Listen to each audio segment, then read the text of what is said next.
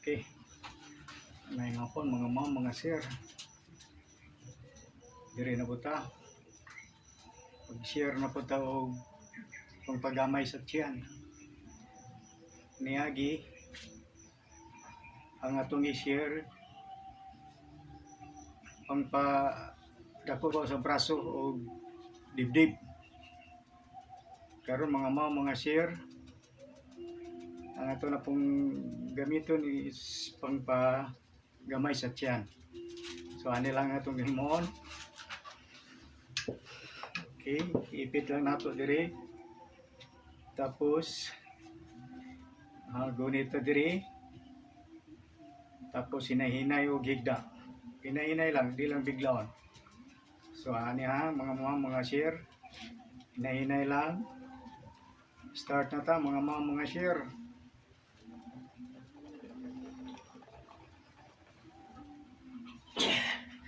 Okay, hinahinay lang.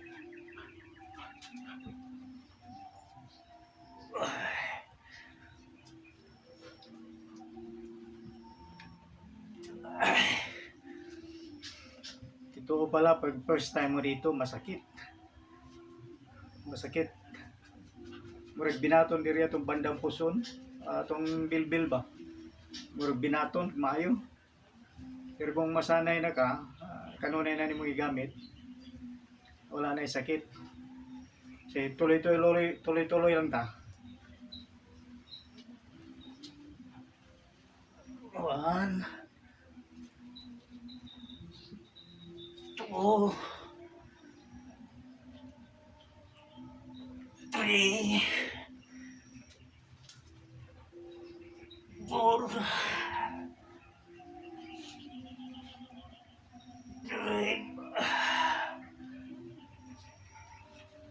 6. Sakit na atong kuan likod, no, kay dugay na ta wala kagamit. Pero kung sige na, mawala atong sakit diri, mawala po diri sa may likod banda. Kay murag magbinat na mismo ang atong mga kaugatan. Kung permi na kita gagamit ani, ako dugay-dugay na mo kung wala kagamit kod. Dayon lang ta. Dayon lang ta.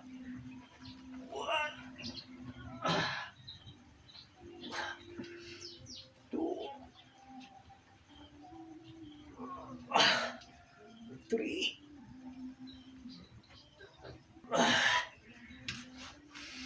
Medyo hangak na.